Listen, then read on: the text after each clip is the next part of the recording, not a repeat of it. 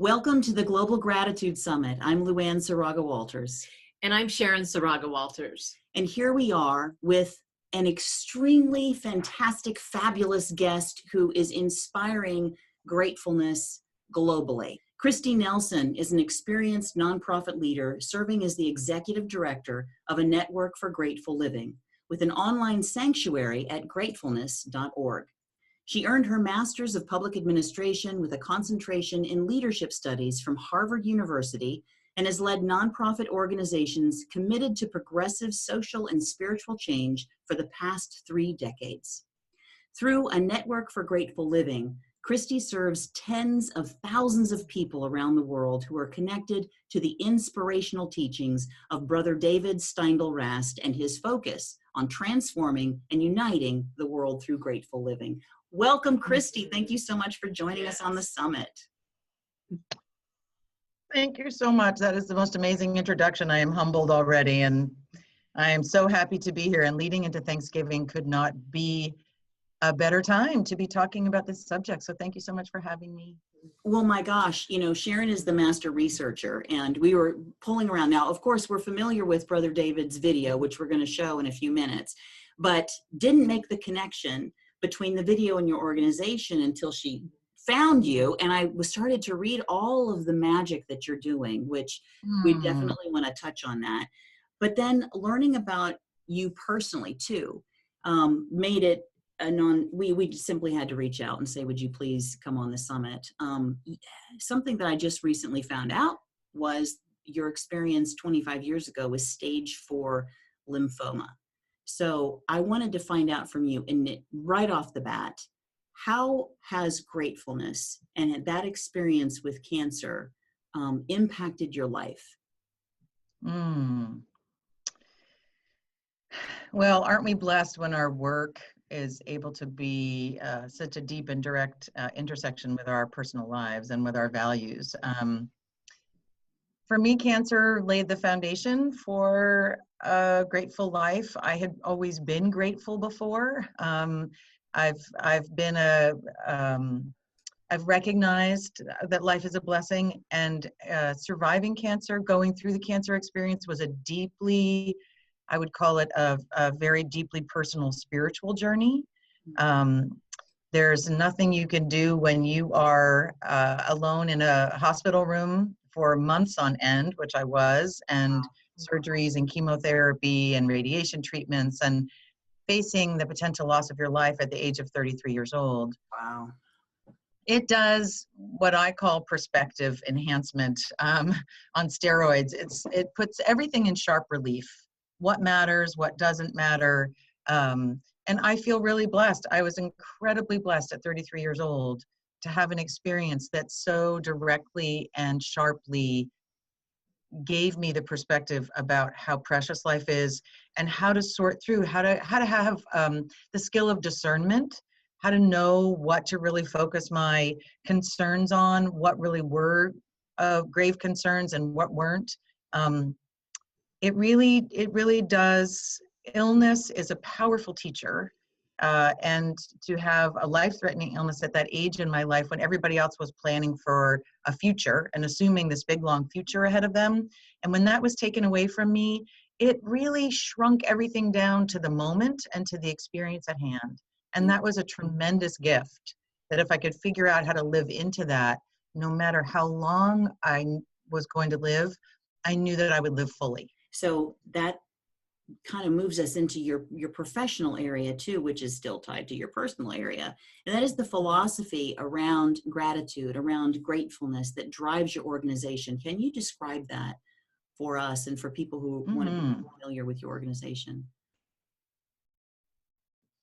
I want to say I love that question, because I think that the idea that there's a philosophy about gratitude and that there are huge distinctions. You've got this incredible number of really intelligent, esteemed, deep thinking, experienced professionals and thought leaders on this summit. And I'm so impressed and honored and humbled to be among them. And yet everybody's approaching gratitude from a different vantage point or from a slightly different perspective. And I think there's richness to teasing that out. And so what we say about gratefulness is a container that is the gratefulness. It has gratefulness enough to it.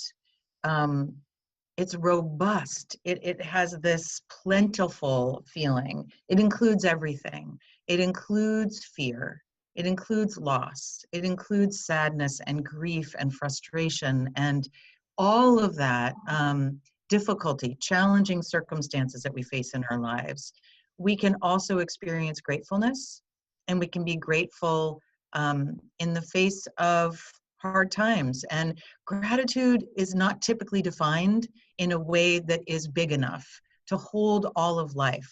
And so what we're trying to say is gratefulness is a way of being that greets everything that unfolds in that spirit of gratefulness, so that the gift of life and being alive is really the central experience for which we're grateful, right? So, oh my gosh, I'm here and it could be otherwise. I recognize that in every moment it could be otherwise.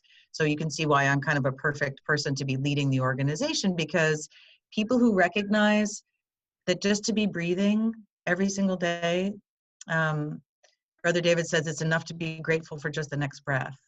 That to be grateful for the most basic things, everything, the privileges and the gifts which fill our lives are all bonuses. They're all those things on top of, and we can be big enough to hold even the greatest challenges gratefully. And so gratefulness is I like to think of it as a very big bowl. It's everything, and it holds gratitude, but it's more radical than gratitude because it holds everything.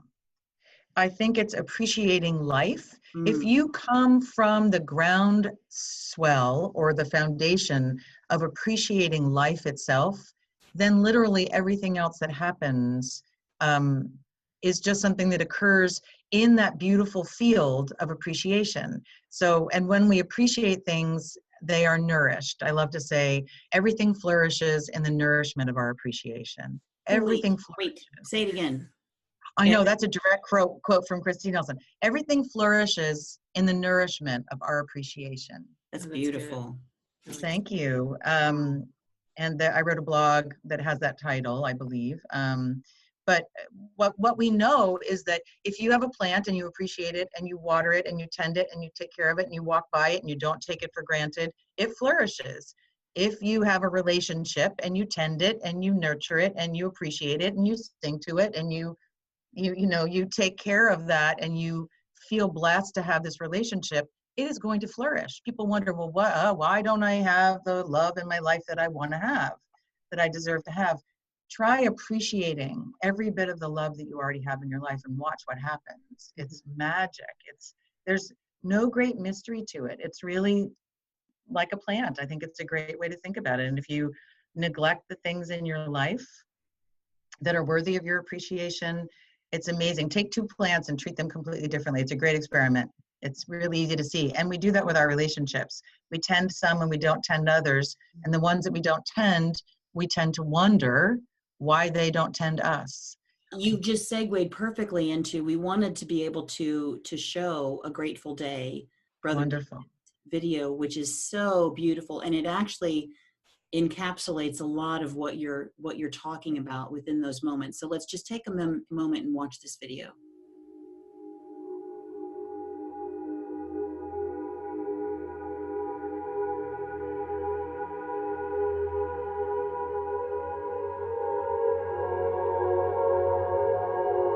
You think this is just another day in your life?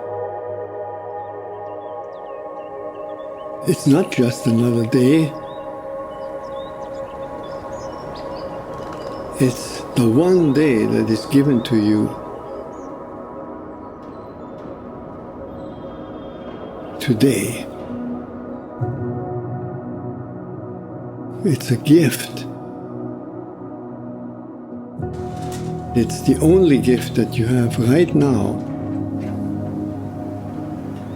And the only appropriate response is gratefulness. If you learn to respond as if it were the first day in your life and the very last day, then you will have spent this day very well. Begin by opening your eyes and be surprised that you have eyes you can open.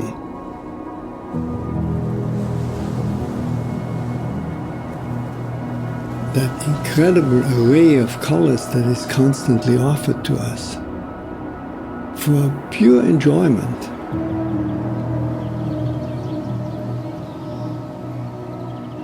Look at the sky. We so rarely look at the sky. We so rarely note how different it is from moment to moment with clouds coming and going. Open your eyes, look at that.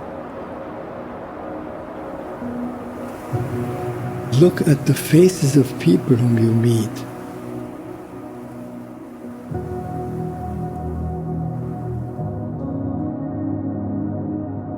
Each one has an incredible story behind their face.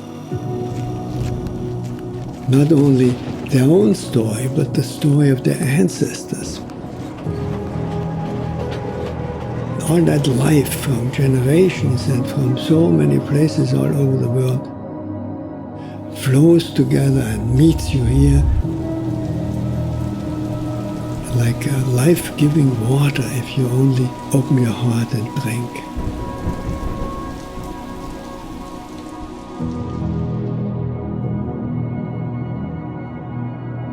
Open your heart to the incredible gifts that civilization gives to us.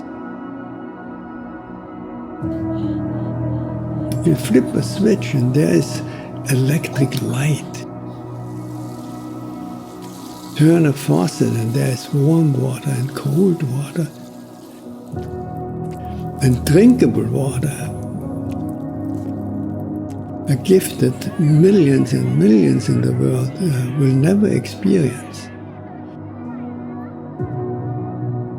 And so I wish you that you will open your heart to all these blessings and let them flow through you. That everyone whom you will meet on this day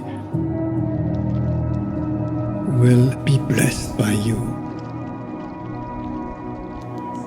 just by your presence.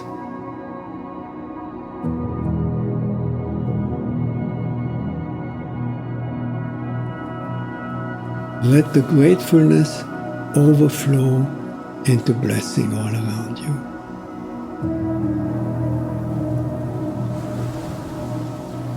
And then it will really be a good day.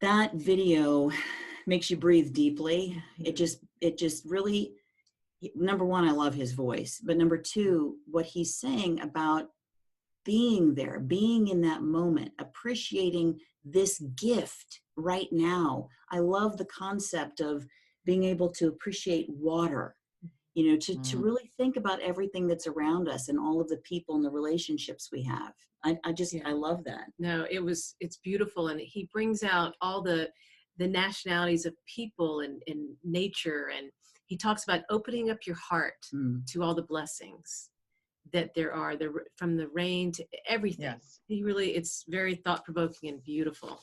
Yeah, it's wonderful. So Kristi, tell us about Brother David and how he came to be a founder of the Network for Grateful Living. Well, he is certainly not a person who is seeking to be in any kind of limelight. He's, as the best spiritual teachers are and thought leaders are, there was a kind of a reluctance on his part. He's a very humble person, and his wisdom has been gained by many years spent in monasteries and in deep contemplation and consideration. And so Brother David is 92 years old now. He is alive and thriving. He is in Austria, and he lives now in a small monastery and is writing prolifically, which is such a gift to all of us that we're going to have more of his good thinking out in the world. He started writing when he was young, after many years spent as kind of a hermit in a way, studying what's the centerpiece of all religions. For him, one of his great preoccupations when he was living in the monastery was to be able to articulate, when you dig down through any religion, the ground of any religion, where's the common well? What is that common well that sources and feeds all religions? And for him, his first book was Gratefulness, the Heart of Prayer. So gratefulness was what he had identified as being at the heart of all religions. And Brother David continued to write prolifically, but he also wanted to come out and be in the world. So he studied Zen Buddhism. He was one of the first Christians, Catholics, to be granted permission in his monastery to go study Zen Buddhism and to study with Zen Buddhists. And he also studied Judaism, and he spent a lot of time with deep and Hinduism, deep spiritual thinkers and leaders around the world for decades. He was on the front lines with Thich Nhat Hanh for protesting for peace. That sounds like an oxymoron. Marching for peace, protesting the Vietnam War. He's worked with Desmond Tutu, the Dalai Lama, and a lot of prominent religious and spiritual leaders. So then at some point, about 15 years ago, some people who had been following him, so 15 years ago, he was already almost 80, said, we really need to preserve your teachings. People are coming to see you when you come to speak, but each conference hall can only hold so many people. And how do we disseminate your teachings? And so a group of people who were beloved friends of Brother David's with him started gratefulness.org. And that is our URL, our website. We call it our online sanctuary, as you said. And it's an extraordinary place. People come every single day to practice.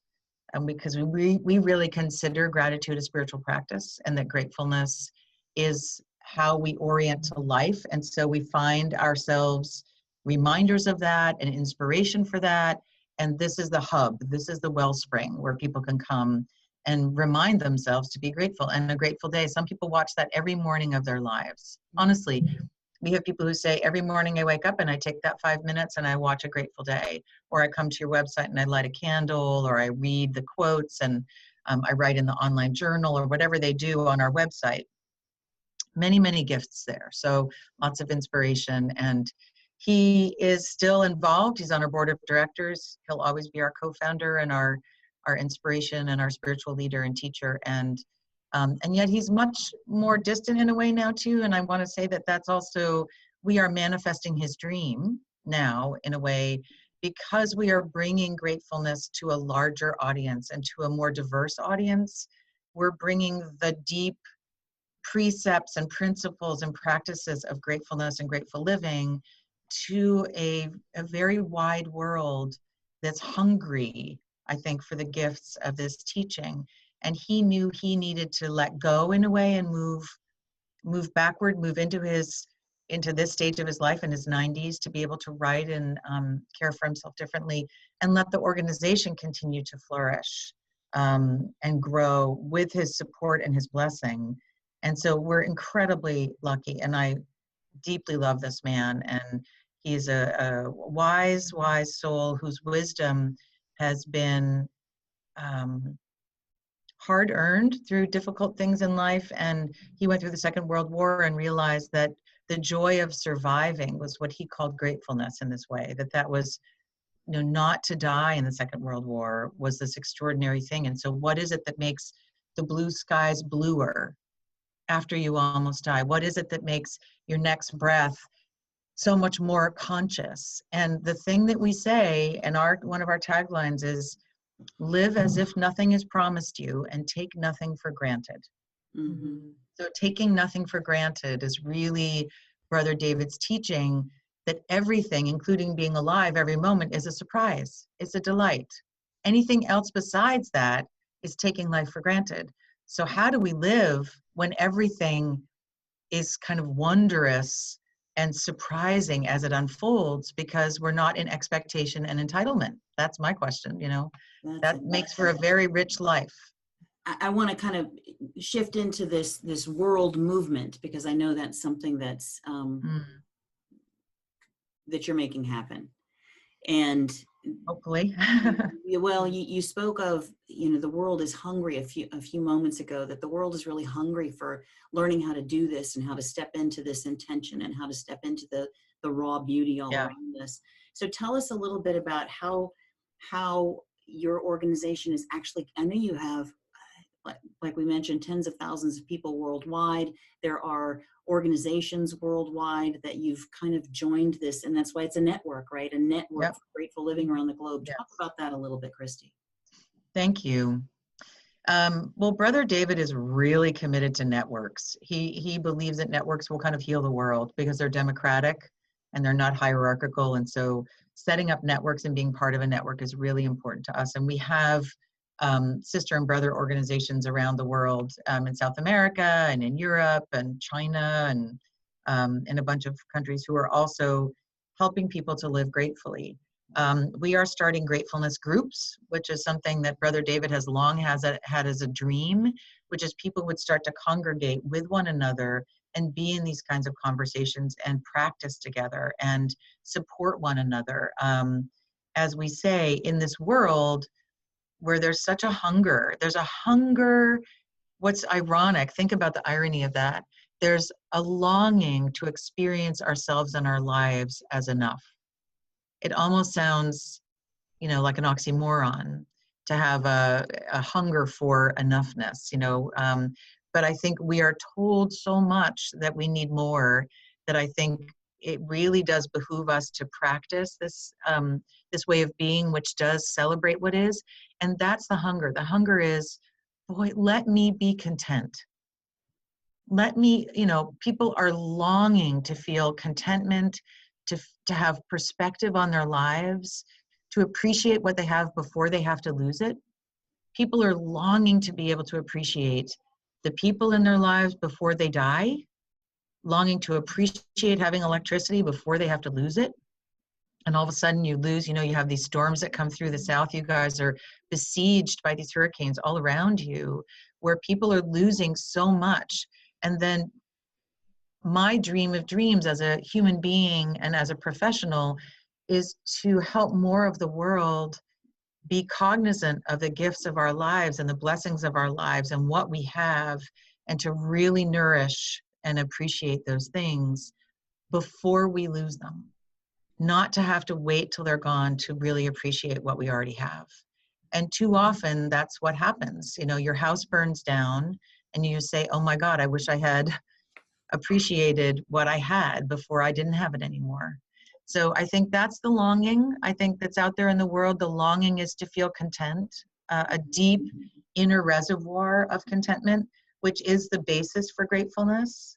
Yeah. It isn't ecstatic, joyful, transactional, the thing that goes away. It's the deep wellspring that remains no matter what is or is not so around us and inside us in our lives, and can take us all the way to our last breath. And so we want something sustainable and resilient and robust that will hold us through our lives. And I think that's what gratefulness really is. So that's the hunger we're trying to meet and nourish. And that's the network of networks and kind of the movement that we're trying to help people experience. That's awesome. Wow, that's great. So, Kristi, tell us about the gratefulness groups and how to become involved with it. Oh, You just mentioned that. Yeah. So what are they? Where are they? Well, we are just launching them. So on our website, if you look up gratefulness groups, we've intermittently got something, a slider up, or it's somewhere on our blog feed, or starting in January of 2019, we will be having a 12-month gratefulness group kind of curriculum that we're going to offer people. So each month you get something to talk about with people. People can sign up right now to be a host of a gratefulness gathering in their own community. It's very cool. And we give people all the guidance and all the tools, and you do things like watch videos and have conversations about them and reflect on questions that are really poignant and do practices together. And so what a rich, constructive, positive way to build community and to be with other people in your where you live. We'll also be launching eventually online groups, and we'll have a kind of online community as well. But right now we're really like a forum or something. Yeah, absolutely, that's going to happen, and it's already kind of happening. We've got a gratitude lounge where people go every day, and there's all kinds of forums and things like that. But I think the depth is really forging relationships with people who are in your midst, who both you're familiar with and who are unfamiliar to you, who bring a richness to your life and to whom you can bring richness in personal interactions. And that it's really that sense of neighborliness that's lost so much in our world, and that we're so virtual. And so there is that idea of really walking into across each other's thresholds in life, and joining each other in a circle, and over a wonderful cup of tea and a bunch of great snacks, and sitting together and looking in each other's eyes. And so right now we've got hosts, and we just put out the call in the past month, and we already have, I think, 87 groups that are starting to form. Hosts, people who are interested from New Zealand to Europe, to South America, to all over the United States. So people can sign up to be a host. And then once the hosts are established, they can put out the call for people in their communities to come and join them. So it's one of the things that we offer, and we hope people will be excited about that. And it's a great thing. That's awesome. Mm-hmm. So will you also have on your website where the hosts, like the different cities and states, that they can go there? That's wonderful. We're going to have a directory. So that will be coming probably not long after the show is airing. I would say around the same time that the show is airing, we'll start building a directory of where the hosts who are setting up and opening their doors, where they are. And that's really exciting. So you can look on our website. You can always email us. There's a contact form there. We have a super friendly, beautiful website. So, and we're super friendly. Do. We're a really sweet little group. We are a great group of people. And I want to remind everybody that's listening or that's watching, gratefulness.org is the website to go to that Kristi is talking about. And unbelievably, we're coming to the wrap up of our talk with you, but we have one final question for you that Sharon's going to ask, even though we've been talking a lot about it. So what a wonderful conversation that we've had. Thank you so much. So in summarizing, what would you say is your personal definition of gratefulness? So that's a big one, because we've been talking about it the whole time, but how would you encapsulate that?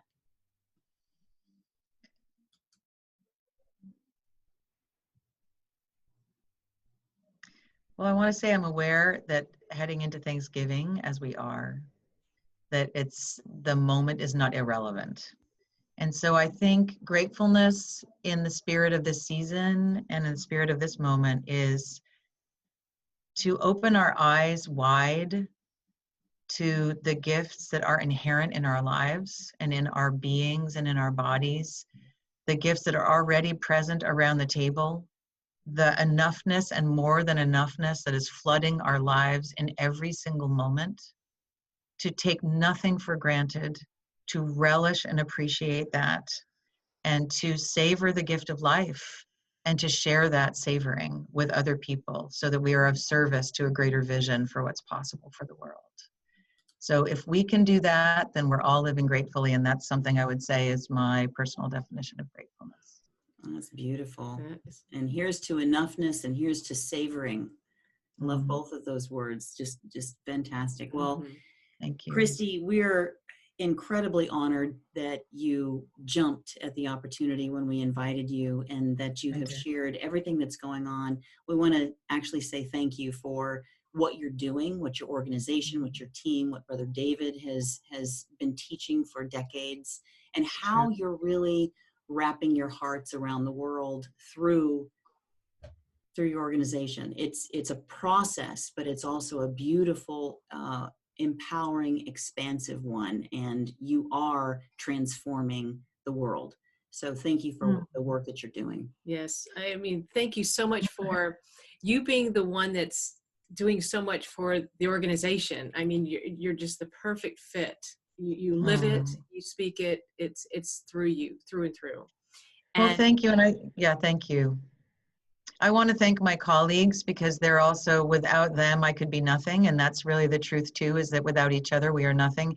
And I bow to you too for the beautiful gift that you've given the world through this summit, and through the people you've collected and the conversations you've had, and your deep inquiry and commitment in your hearts. What a blessing and a gift to all of us. And I'm so honored to have been part of it. Thank you for asking me.